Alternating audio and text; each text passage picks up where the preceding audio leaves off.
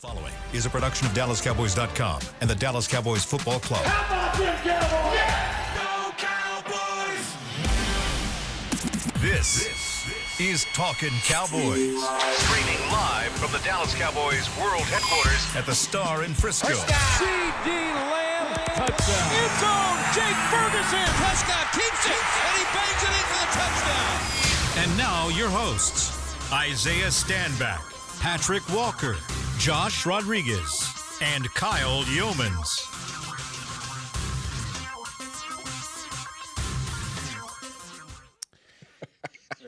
It's a wonderful Wednesday edition of Talkin Cowboys presented by Black Rifle Coffee Company, live from the Star in Frisco, Texas, in the WBC Studios. Welcome in, everybody. We've got the whole cast and crew ready for you to rock today with Patrik "No C" Walker, Josh Rodriguez back in the building. We've got Isaiah Stanback with Chris Beam in the back. I'm Kyle Youmans. So glad you're with us here on this wonderful Wednesday, which, of course, is going to be our Cowboys offensive preview as they get ready to take on the Philadelphia Eagles defense. Ooh. I like your shirt, Patrik.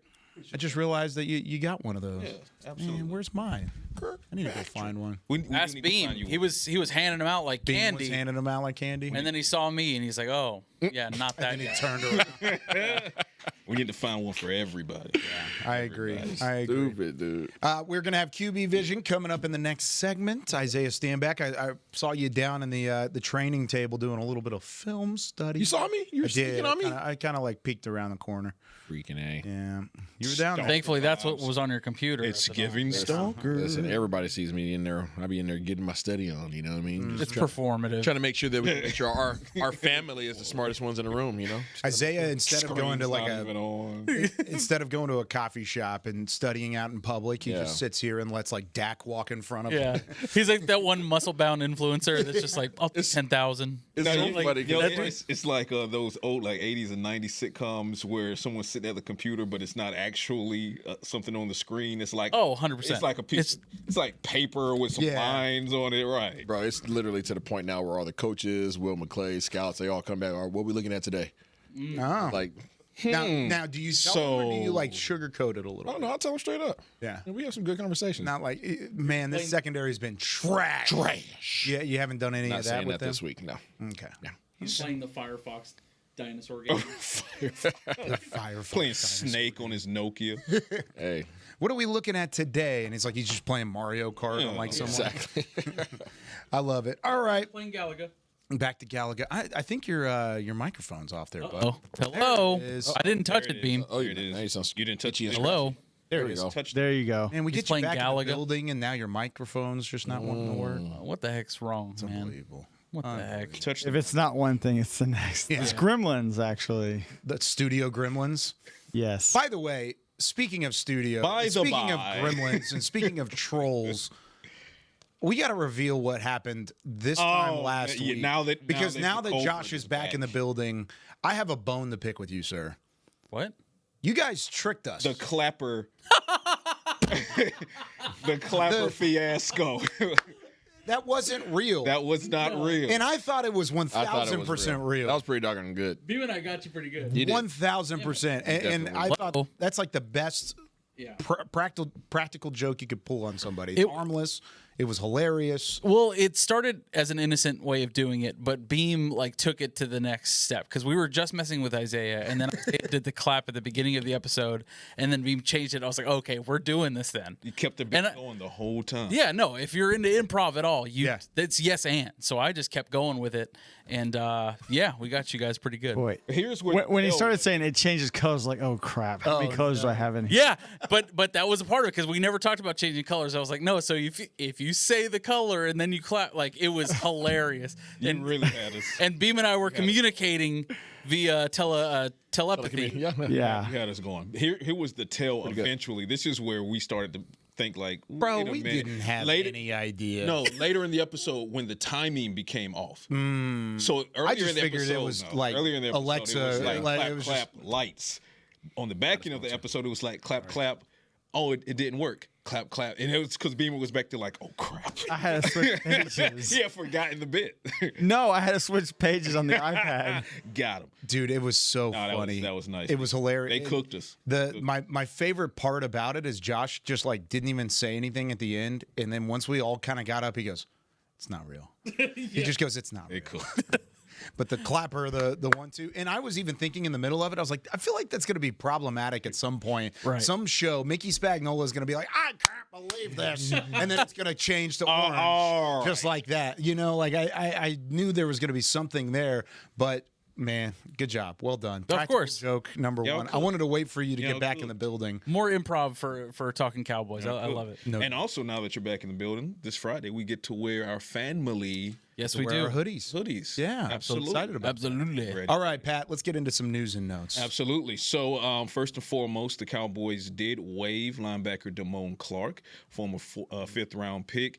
Damone Clark, I mean, he overcame the neck fusion surgery, you know, to avoid his rookie season being a redshirt year. He came in when they really needed him in October of that season because of injury at the position. He got off to a fast, hot start there. You know, the potential was most certainly there. Kind of thrived a bit. He was up and down, but had some thriving moments under DQ. But in the post-Dan Quinn era, it's just not worked out for Damone Clark. Mike Zimmer just did not find a way to utilize him. Things looked very, very good and promising for him in this year's training camp. Yeah, he was excited. Yeah, he was flying around. He was doing some things in training camp, but then the season started, and not unlike Maris Leofau, you know, just they got kind of pushed to the back as the Jack Sanborn variable came in, and that was Eberflus's guy. And then now you add Logan Wilson to the mix, and Damone Clark was already not getting utilized. So I'm surprised that was the move instead of Sanborn. I do agree. Because I feel like I do agree. he gives you more than Sanborn gives you, both in the defense side and in the special teams side. I do agree. So I don't understand it. If you're going to make a move at that position, I don't understand why you would choose him versus. Could they make a move with Sanborn being on IR? Why wouldn't you put Damone on IR? Well, now he got that fingernail thing. Well, if you only that's what I was about to say. I was like, hold on, we got to make something up there. You know what I think? I think, and this is from, I mean, I've had endless conversations with Damone from day one, him as a rookie through this entire process, as recently as Monday, ahead of the game after the inactives came out. And his spirits were as high as they could be, but it just felt more and more like he was kind of dejected with not getting opportunities and frustrated. And then I think more so what kind of fractured the relationship between he and the organization more than anything was after what happened with him and Mike Zimmer as far as just him not being able to get on the field. Here comes Eberflus, a linebackers coach, a little bit more youthful, and then, you know, Damone is feeling like, okay, here we are, and then it doesn't happen that way, and it's so deflating and it's so defeating. And I really think that Schottenheimer said it best when he said that he told Damone, he was like, sometimes a fresh start somewhere else is just the best medicine. Now, sometimes that's just political speak, but in this particular case, I 100% do agree. I think Damone Clark needs a fresh start somewhere else. But that was a pretty final word to have on Damone Clark and his future here in Dallas. Like, that was a pretty definite thing for Schottenheimer to say. I was surprised to hear him say something so definitive in that, like, his future is elsewhere and not here with the Cowboys. Yeah, because he was waived in this scenario. He was waived, so he could be brought back to the practice squad. I don't think that's not going to be. Especially after Shotty's comments yesterday. But of course, with all respect in the world to Damone and what he's contributed. But I think it's also because in that conversation, however that dialogue went, I think both sides understand that it needs to end. Yes. Yeah. So even if he were to clear waivers, he's not interested in rejoining the practice squad. That is very true. So that's what I mean. Now, with that frees up the spot that was needed for you want some good news? Because you do love your DTs. Perry and Winfrey is activated from injured reserve. Here we go. So now we're talking about a defensive tackle rotations. That's going from arguably the weakest up against the cornerback position at a certain point, arguably the weakest position on the team, to arguably the strongest. So walk with me now. So we got Quinnen Williams. Okay. We got Kenny Clark. Those guys are pretty good. We got Oso Digizua. Oh, yeah, he's good. We got Solomon Thomas. Yep. add Perion Winfrey, and then you got the rookie Jay Thoia, who now gets to also get mentored by those guys that I just mentioned. Didn't Jay Thoia have a sack? Oh, wait, no, that was James Houston. It was James Joe Houston. Buck. He was- Come on, dog. You get paid too much money to mix up James Houston with Jay Thoia, bro. Yeah. Come on, Joe. Yeah, don't even look alike. But so Perion Winfrey, former All UFL team guy, leader in tackles at UFL. We all know about his emotional roster addition, I should say, because when they were doing the final roster cuts, he was under the belief that he had been cut. He went to Schottenheimer, and he's very emotional, and he's just like, just give me a shot. And the whole time they're looking at him like, we didn't cut you. So it was turned out to be a fun, powerful story for a guy who's worked so hard to get to this point, but then unfortunately got bit by the injury bug, ends up on IR. So whenever he does play this season, which now he will, it will be his debut for the Cowboys at a position of strength now. So that rotation is just nasty. That's so exciting for me, especially I know coming it- off of that's just- that was my guy That is coming your out of guy. camp, because I was so excited for him to finally get on the 53, and I was in every facet I was like, this guy's on my 53 no matter what. Yeah. And to see him actually make the team and then to not play any snaps since then has been tough to kind of like be on the cusp of waiting for him to return. And then now that, like you said, one of the strengths of your defense is now the defensive line, the interior defensive line at that. I mean, you had also Digizua, Quinn Williams, grade top 5 overall in your defensive Is that interior good? over the entire league of last week. Is that good? Did you guys know that? Seems good. It's pretty impressive. Seems good. Also, Digizua graded out at a 90.6. Sounds good to me. Quinn Williams graded out at a 90.2, best for 2 and 4. Is this on overall. PFF? PFF. Yeah. Pretty amazing. What's your starting defensive line and second string defensive line? You're talking about D tackle specifically or across the board? Nope, across the board. All right. Solomon, So if I'm running Perion. 4 and I got 2 DEs, 4 down linemen. Yeah, I'm going to go Lineman. 4. Okay, Man, it's so- Clark and Williams on the inside. Clark Williams, Easy. I'm throwing. Jadavion. Yeah, I'm throwing Jadavion out there. And Probably I'm Dante. torn between. so Osa second string. I see. This Yeah. is what I'm torn Yeah. with. I would toy with Osa at edge. I would. You throw him out there as a 5 tech. I Well, would. you mentioned that last week. You wanted Osa on the edge. Yeah, I would. He didn't really do a whole lot of that. But you got to be, Quinnen Williams- careful with that Quinnen because Williams- Dante is coming along, Yeah. Yeah, Quinn Williams and then there's and James Kenny Clark both interchange between 1 and a 3. Yep. Okay. For me, Jadeveon Clowney, Yep. because his run stopping ability, and he's doing a relatively good job at a pass rush as well. You can tell he's playing- ramped up now. Yeah, he's ramped up, He's yeah. playing back to what you For kind sure. of wanted to Yep. see. And his football IQ is there. Yes, very much It's so. Yeah. incredible. Genuinely. So Jadeveon Clowney's at one of the ends, and Osa's playing at the 5. Throw him on I'm the other. not, So I'm not adverse to that. Osa 5, call it Quinnen at the 1. Mm-hmm. You got Kenny at the 3. All right. I'm sorry. Yeah, you guys know what I'm saying. That's nasty. And then you have a Jadeveon Clowney. That's And then your second wave, Dante Fowler, Donovan Ezeraku at the ends. Okay. Interchangeable with James Houston. Okay. You rotate through there. And then you have Perion Winfrey and Solomon Thomas. 2 words. Hell yeah. Isn't it crazy that we were in training camp, and Josh, I give you credit for this. We were talking about Perion Winfrey coming off the street, signing as a free agent, and immediately being thrust into a second or third spot on that defensive line. We didn't know what Solomon Thomas was going to be. right. Of course, you didn't know what Jay you knew who he Toia was, going but to you be. didn't know how he was going to contribute in this defense Exactly. at that age, right? And so, with all of that being said, now you're looking at Perion Winfrey as a fifth or sixth option on your defensive interior, as opposed to a second or a third option. That shows just how much this entire group has grown Filthy. A facelift. over the I mean, course of it's 6 months. truly- it's unbelievable. From ashy to classy. Not even 6 months; it's more like 4 months, and it's just completely revamped. The Well, like entire 2 weeks. interior. You know, like Right. if you consider the trade being the biggest piece of it all to really solidify that defensive line. It's crazy. Thanos snap. And that's what happened.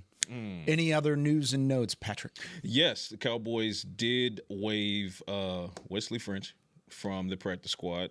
He was a center. He'd only been here a few weeks. He had arrived couple weeks or so before the bye week, so no real traction there. They saw what they needed to see or didn't see what they wanted to see, so they waived him. And then they waived injured tight end John Stevens Jr., who was still on IR. So they waived injured him with a settlement. So now John Stevens Jr., once he finishes getting back healthy, he'll have an opportunity with another team. I agree with you, Isaiah. I hate that the end came for John Stevens Jr. and the fashion in which it did. He just could not stay healthy. His body just did not work with him after such a promising rookie training camp and preseason. First 2 training camps. Yeah, you would have loved to see what he could have contributed to this tight end's room. But unfortunately, John Stevens Jr., he's no longer with the Cowboys in any capacity. So John Stevens Jr., all I can say is get healthy and go pursue your dream, man, because the talent is absolutely there. Yeah. Just has to stay healthy, man. John Stevens Jr., and then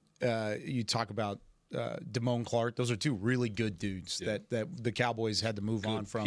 And good people that were in this locker room and that were very beneficial to the locker room. I really hate it for John Stevens Jr. because he doesn't get the mentorship and coaching and development from Lunda Wells anymore. That's like, it's one thing to have talent. Lunda he spoke very highly of John. Very highly of him, and everybody who comes into that room develops. Yeah. Just one of the most undervalued, from my perspective, one of the most undervalued position coaches in the league. I agree. And there hasn't been enough of an emphasis. They did almost lose. There hasn't been enough of an emphasis one of the only guys that came back on position of coaches in this league and development. By a hair. They're holding on to him because of the work that he puts into that room. So I hate that John Stevens, even though he'll have other opportunities, I highly doubt that he'll be able to go somewhere where somebody cares as much as Lunda does. Invaluable for sure. Yeah. You can't really put a price on what he's able to contribute. And you saw that more. Like you see the progression of like Brevin Spanford and his blocking ability. We've talked about it so far. And he's nasty in the blocking. Honestly, we're one of the only podcasts to really bring him up on a pretty consistent basis because we sort of see that. I mean, if you're watching tape, you see what he's able to contribute. We watch tape? We do. Oh, we know ball. On occasion. He plays so downhill. And he's a big dude. He's a big freaking dude. But the way that he has a nasty finish with his blocking, you can teach that, but you have to want to he's do picked that up himself. Like he wants that physicality. He wants the smoke. And I really do catch.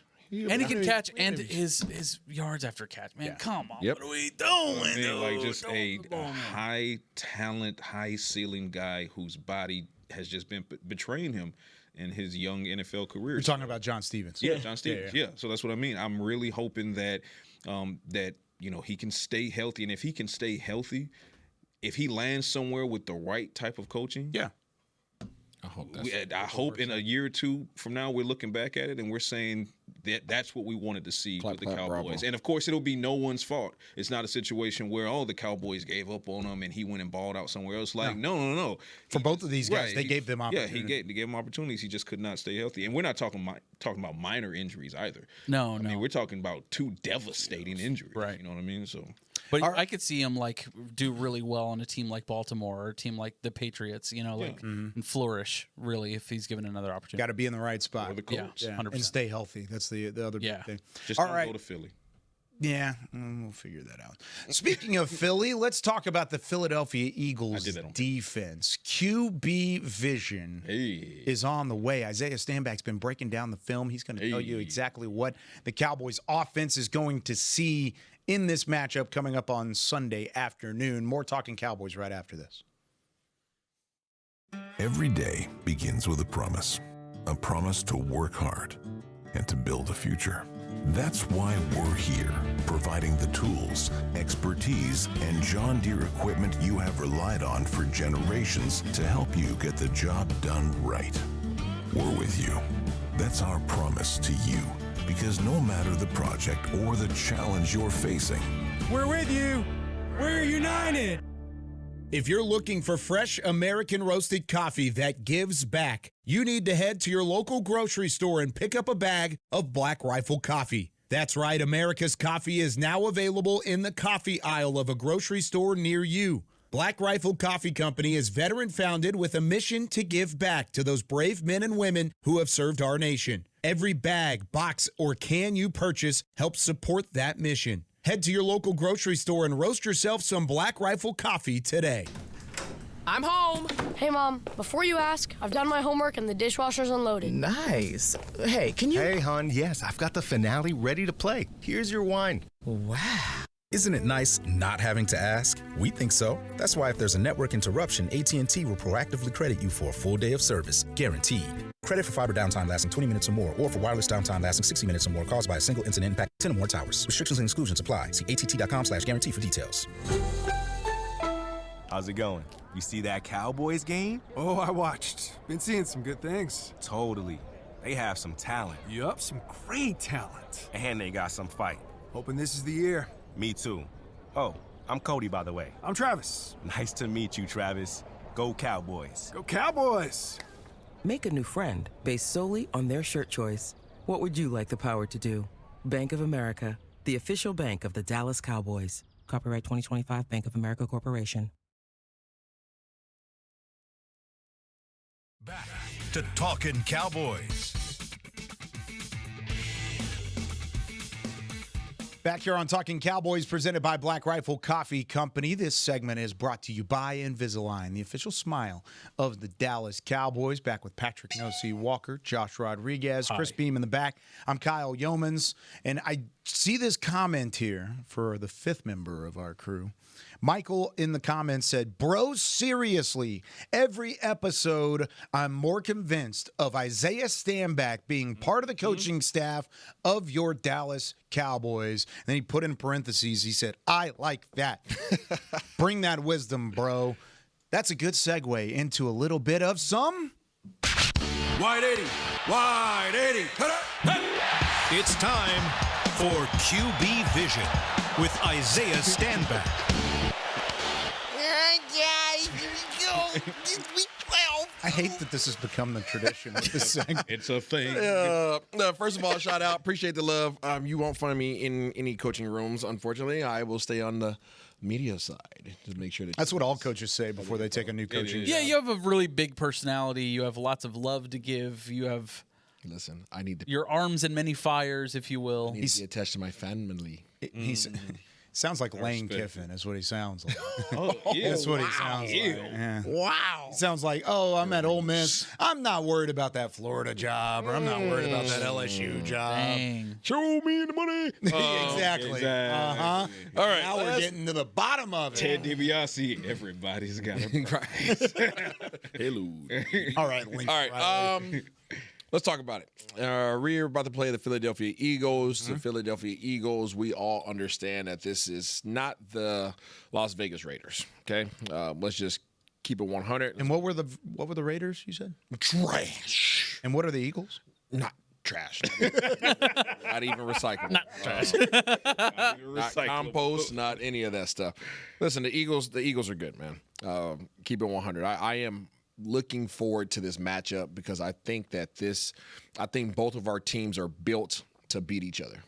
I truly believe that. I think that that Howie Roseman and Double J are literally building their rosters to compete with each other. I think they understand that they are the two top dogs in this division, and their rosters are indicative of that. Yes. It's no different than the Buffalo Bills building their roster to beat the Kansas City Chiefs. It just is what it is. You got to play these guys twice a year, and in order to get to where you want to get, you have to get past this team. So I think that obviously what Howie Roseman has done with his roster defensively, Dallas has combated that. They've invested a ton into their defensive line. We've invested a ton into our offensive line. They've had a lot of young talent show up at the linebacker and secondary position. We've added a lot of talent there as well, right? They've invested in Jake Ferguson. They invested in CD and now hopefully George Pickens. They brought him in over on a trade. He was there week 1 when we played them. And obviously hopefully he gets an extension here, but do it. They will do it. It probably won't be at the number he wants, but they'll do it. And mirror images in terms of receivers. Very much drafting a generational talent and then also trading for another guy that you absolutely needed. Yeah, because for them it was Devontae Smith was what? First rounder in 2021, and then A.J. Brown was traded. And then for us, of course, C.D. Lamb in 2020 and George Pickens was traded. So it's almost like I like peeking at their homework, huh? Quarterbacks, that's a good point. I like it. Quarterbacks invested in, tight ends both have 7 touchdowns. Receivers, their receivers are under productive right now. but they can still strike fire. But let's talk about this defense. All right, starts with their defensive line. Defensive line is nasty. Defensive line has been nasty. When Dallas lost in week 1, they obviously lost their best player prior to the game. You don't think that'll happen again? You don't think we'll get lucky like We're that? not getting a loogie, bro. We're not even getting a Jamar Chase loogie on this. A lucky loogie? Yeah, we're not getting that. His presence was missed in that game. I feel like bounces Dallas off the grass and hits his shoe. Yeah, not happening. Reflection.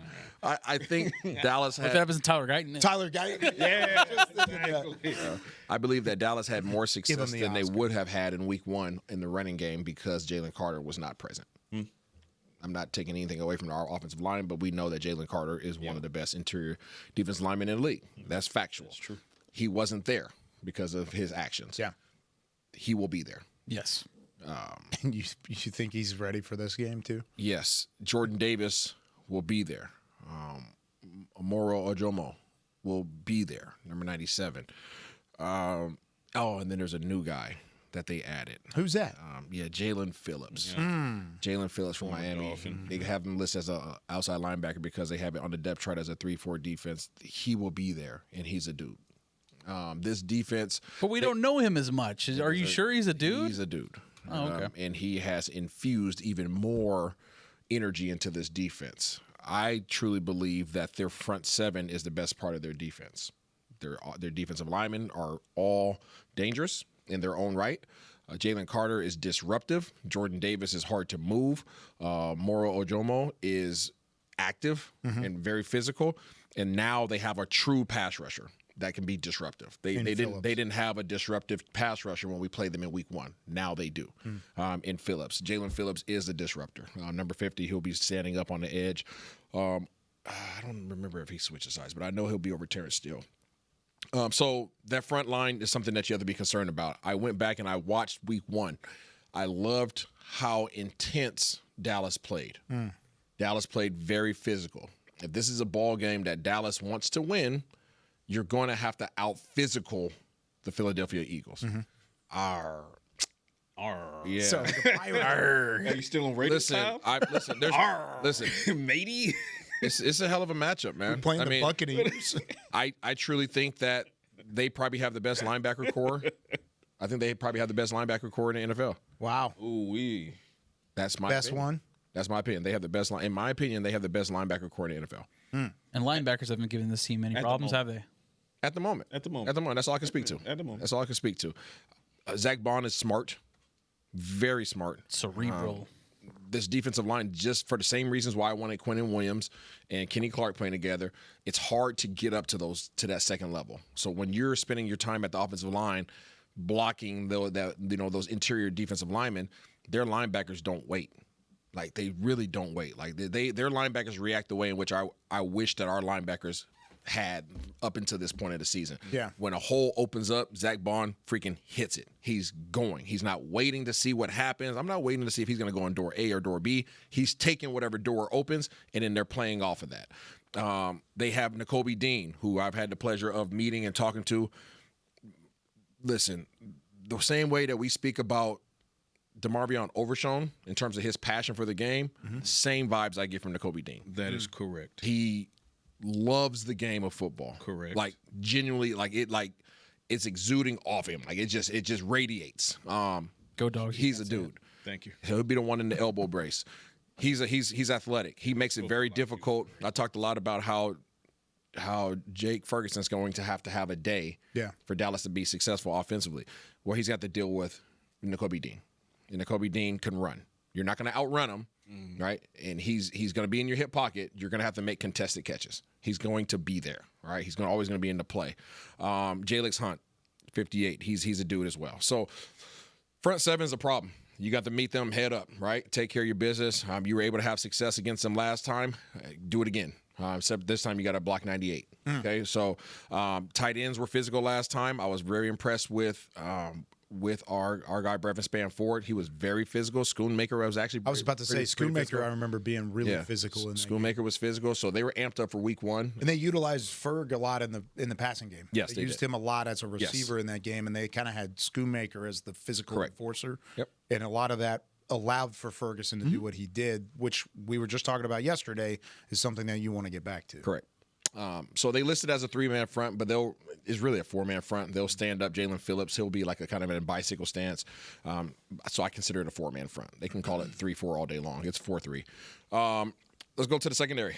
Secondary, solid, physical secondary. I'll say that. I'm not sure that they're the best cover guys in the league, but they're very physical. I can tell you one guy who does cover well is Cooper DeJean, number 33. I like everything about him. Young, talented, physical, feisty, right? Punch in the mouth. He punked Jalen Tolbert the first time we played him. I'm really hopeful that Jalen Tolbert gets some get back.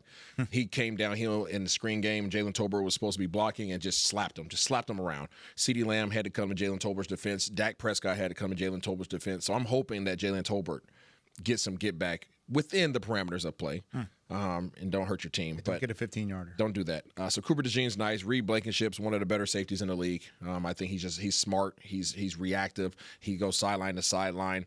Quinyon Mitchell, I give him his respect. He's okay. I know a lot of people are high on him. I'm not. I don't think that they are put in a lot of positions to play a lot of man-to-man coverage. I think maybe 25% or something like that. I think they're more of his own team. They do a really good job of hiding what it is that they're doing in terms of their safety movement. It's very late. It's Vic Fangio's defenses are always disciplined. Dak Prescott has had success against Vic Fangio's defenses, but collectively as a team, he hasn't won much against them. I think he's 1-4, 1-5, 1-3. Yeah, there you go. But he has done a good job in terms of his statistical category against him. 5 touchdowns, 1 interception, I believe. So Dak has seen everything before. These guys will try to bring pressure, but Dak does handle pressure very well. Where I think these guys are weak, okay, I'm trying to give you kind of a front to back type of overhaul here. The middle of their field, it's booty butt naked, no huggies, just go streaking through the quad in the Coliseum. It's the Sounds middle, like my house. Yeah, exactly. You got 3 of them jokers running around. The middle of their field is open. It is so vacant that's why I feel like Jake Ferguson can have a day. I mentioned CeeDee Lamb on his over routes. I mentioned George Pickens on his deep in routes. Those are typically the routes that those guys run. I hope that they mix it up a little bit more so it's not as predictable. They will cut your over routes, just like we saw this past week. Yeah. Where CeeDee Lamb is trying to run an over route. The safety sees him. He drops down from a 2-high look to a 1-high look to intercede and prevent CeeDee Lamb from getting over. Okay, cool. But the in routes, the slant routes, all those things, they're going to be contested. But if you can catch it and you can make one man miss, the guy who's on your back, there's a lot of yak yardage to be had. And I really think that Dallas can expose Philadelphia in the passing game by taking advantage of that vacant middle. And I'm talking about like 30 yards of vacancy here. Yeah. Not talking about a couple yards. This is it's like the freaking Red Sea. But by doing that, guys have to win at the line of scrimmage. Getting off the ball, and then you got to be able to block it up so Dak has time. When you look at the middle of the field, and there are a lot of Texas fans that watch this, so I know a lot of people are going to ask about Andrew Makuba, the safety.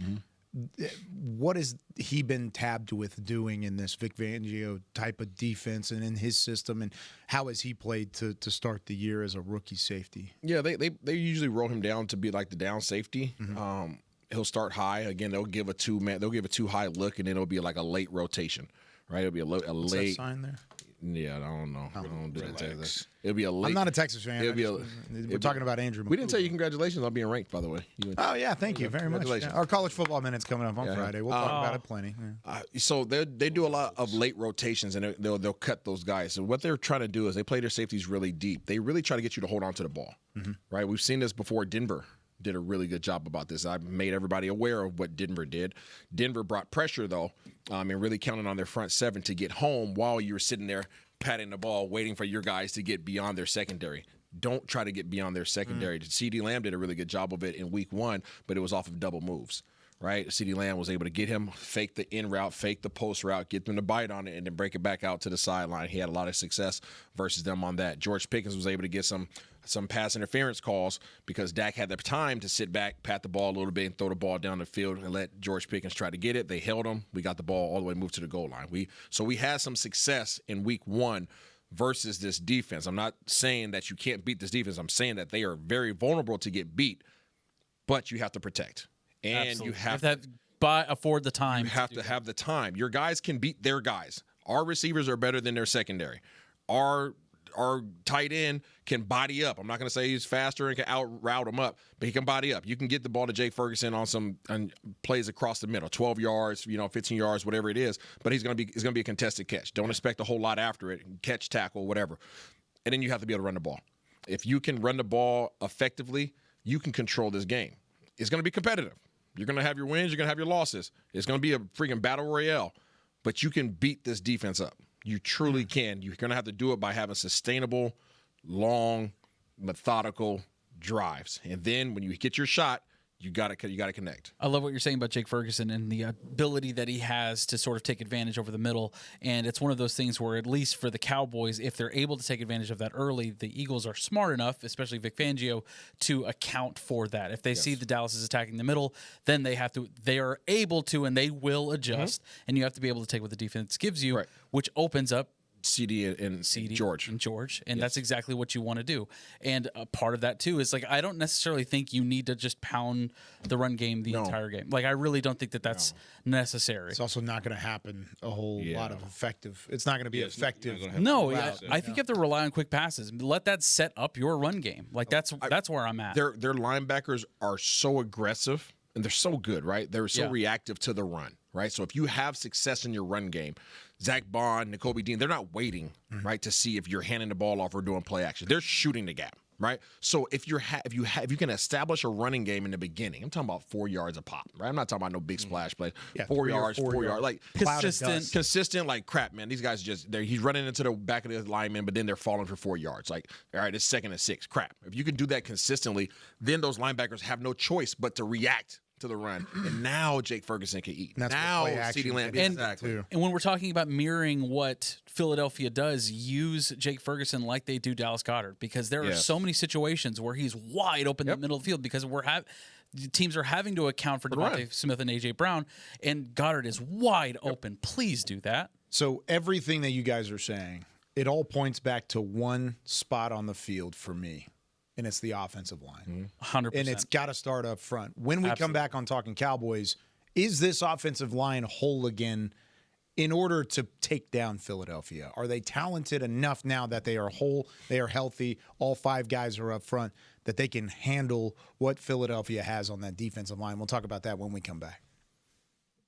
If you're looking for fresh American roasted coffee that gives back, you need to head to your local grocery store and pick up a bag of Black Rifle coffee. That's right, America's coffee is now available in the coffee aisle of a grocery store near you. Black Rifle Coffee Company is veteran-founded with a mission to give back to those brave men and women who have served our nation. Every bag, box, or can you purchase helps support that mission. Head to your local grocery store and roast yourself some Black Rifle coffee today. If you shout, "How about them Cowboys?"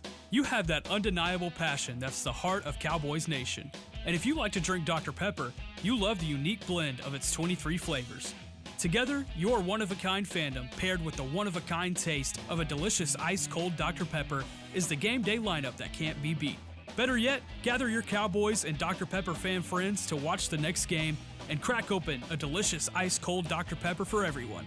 The wins will be even tastier. It's a pepper thing. It's the official men's skincare brand of the Dallas Cowboys, Jack Black. And right now, Cowboys fans can get 15% off their $75 order. Plus, because every deal needs a playmaker, your order will include a free 5-piece skincare set and free shipping. The Jack Black Playmaker is 4 of Jack's favorites and a full-sized intense therapy lip balm. Make a play for the Playmaker at getjackblack.com/Cowboys with the code CowboysVIP. That's getjackblack.com/Cowboys with the code CowboysVIP.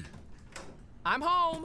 Hey, Mom, before you ask, I've done my homework and the dishwasher's unloaded. Nice. Hey, can you... Hey, hon, yes, I've got the finale ready to play. Here's your wine. Wow. Isn't it nice not having to ask? We think so. That's why if there's a network interruption, AT&T will proactively credit you for a full day of service, guaranteed. Credit for fiber downtime lasting 20 minutes or more, or for wireless downtime lasting 60 minutes or more caused by a single incident impacting 10 or more towers. Restrictions and exclusions apply. See att.com/guarantee for details. Back to Talkin Cowboys. Back here on Talking Cowboys, this segment is always, and the whole show is always, brought to you by Black Rifle Coffee Company, the official coffee of the Dallas Cowboys. Wear your Cowboys gear to a Black Rifle Coffee and get 10% off your entire order. You didn't open the can on the show. I know, you're right. I needed the 300 milligrams before we got started, so I had already cracked it open. I'm sorry. Where's our ASMR person family? Get in the chat and get on Kyle Youmans for not giving that to the family today. Yeah, that's We're talking about the offensive line next. I'm trying to drive a show, and I'm not worried about ASMR. Rude. Gypped. I'm sorry. We got gypped, guys. Should we go get another one? There's like 7. Nope, it's too late, buddy. We only got 5 minutes left in the show. Yeah, you're right. All right, let's talk about the offensive line here. And Isaiah, you just talked about the defensive front, yes, how good they are, and yes, how much they do challenge you. But Patrick, I'll throw it to you to start here. With the 5 guys up front, everybody being back in the fold, is this the game where you finally see this offensive line click against a formidable opponent? Because they played well against the Raiders for the most part. They have not played well against a formidable opponent since Cooper Beebe returned. Can this be the game where they step it up and you finally see what you want to see out of the investment that you've put on your offensive line? It can, and it better. Seriously, it has to be. But I will say this: Tyler Booker, before injury and coming back off of injury, now that he has a couple games under his belt, he looks like he's getting back into his groove. We know that he's just a road grader, right? So he's going to hold up very well against that Eagles interior defensive line. Cooper Beebe, he's a couple games back now. I think he gets back into his groove. I think the Raiders game being his second game back, that was a good way of getting his confidence back to where it needs to get. Tyler Smith, I think Tyler Smith's going to be Tyler Smith. I just need him to kind of get away from the penalties that are kind of starting to crop up with him, right? Yeah. So, and I know that he can because he's not normally a highly penalized guy. But that interior offensive line for the Cowboys, I believe it can hold up, and it has no choice but to. Right. Now, the bigger question mark is, can your tackles hold up? Okay, talk about the addition of Phillips, right? So they're stronger, the Eagles are, at the edges than they were in week 1, where they were heavy in the middle, and then the edges, you were like, whatever. You got that. Not the case now. I will say there is some promise here going into this game. First and foremost, let's talk about Tyler Guyton. Looked at Tyler Guyton's protection numbers from against the Raiders, and he allowed only 1 pressure with no sacks on 34 dropbacks, despite he didn't get a lot of help, not a lot of chip work. Almost 80% of the time, he was 1v1. Nice. So that's promising. He was on his island more than 3/4 of the time, and he held up well. He only faced Max Crosby 1v1 on 2 occasions, but no pressures allowed. So Tyler Guyton, Oscar nominations aside, he acquitted himself well, and now comes a guy like Phillips in this front. Now, the bigger question was with Brian Schottenheimer saying that there was an open competition at right tackle. His words. Looks like Terrence Steele understood the assignment, okay? Terrence Steele's numbers against mostly Max Crosby, okay? So Terrence Steele overall had 16 out of 16 reps versus Max Crosby. 15 of them were 1v1. He only got assistance on 1 of those reps. He only allowed 2 pressures out of those 16 total reps, 15 1v1, and no sacks. Because even the strip fumble, that came from Tyler Guyton's side. And you could argue that Dak held the ball a little too long, whatever the case may be, right? So that being said, I love what I saw against Max Crosby-led defensive end room. That gives me very good confidence that you can repeat it against a Jalen Phillips-led defensive end room, but you got to go and do it. There was a word that Isaiah kept referring to last week when talking about the Raiders defense outside of Max Crosby, and what was that? Trash. I think that is in large part due to how well the offensive line played last week. One thing plays into the other thing. One thing plays into the other thing, and yes, it was a stout game from Tyler Guyton. It was a stout game from Terrence Steele, considering going up against Max Crosby, but that is one player. And as Isaiah just eloquently put, they have several guys that you got to account for and worry about. And through the totality of the season, you have not seen a very consistent Tyler Guyton. I would not expect a very consistent Tyler Guyton in this game because of the challenge that's in front of him. And that's not to dissuade him. And part of me is like, okay, well, if the feeling that the offensive line gets after this Raiders game says, like, all right, we're those guys, we can do this on a week in and week out basis. Fake it till you make it. Sure, absolutely. But you have a real test coming in front of you. And what we talked about, even if we were able to beat the Raiders, and granted, I think we would have beat the Raiders had we not had a brand new look defense. I think that was very much a possibility, even with how poorly we were playing. And then you get these new guys, and now you have a new sense of like, okay, a new look defense. This is how we're playing now. Again, that is a tough thing to say after a team like the Raiders. And I don't want to be like, oh, well, it's just the Raiders. It's all competition. Mm-hmm. But you have to put it in context of like, these guys are really, really good that you're going up against, and you have to have that same mentality if you're Dallas again this week. So you have to come in with that same grit, determination, all of those things. And like I said, even if you're not the best 1v1, you have to fake it till you make it and have that confidence that you can do it. So I'm concerned for sure going up against this defense.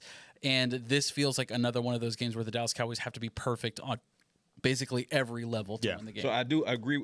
And you're going up against a team, you're going up against a team that is not playing their best football and still winning just about everything. They're playing their best football on the defensive side, though. Yeah. I mean, they've allowed 16 points since week 8. Yeah. And against 2 really good offenses. Yeah. Detroit last week, they gave up 7 points. Mm-hmm. Detroit was unstoppable going into that, and they could not do anything. And if they got into the red zone, they knew it was one of their few opportunities to score and to put points on the board. So what did they do? They went for it on 4th down instead of kicking field goals because they knew field goals wouldn't have gotten it done.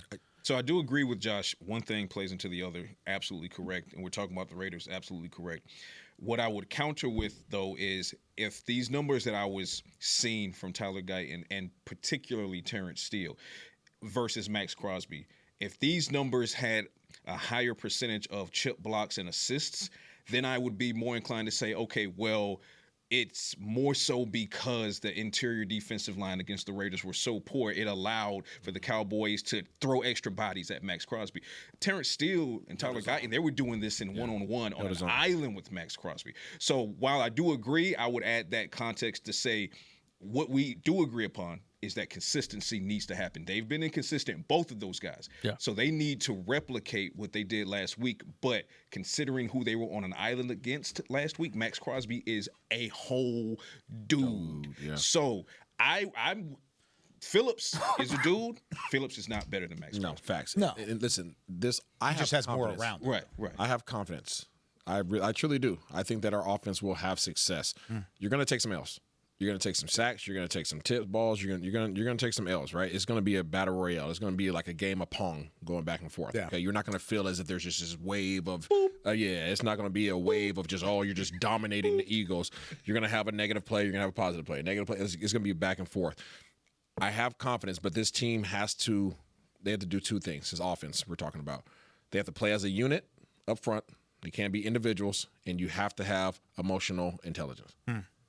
You have to approach the game as a one unit of dogs. Like, you got to go out there with the mentality of we're about to put these cats through the ground. Yeah. Yes. Like, you have to have this arrogance and this approach to the game, but you have to be able to know when to cut it off. Mm-hmm. Like, when that whistle blows, you got to be able to turn the switch off.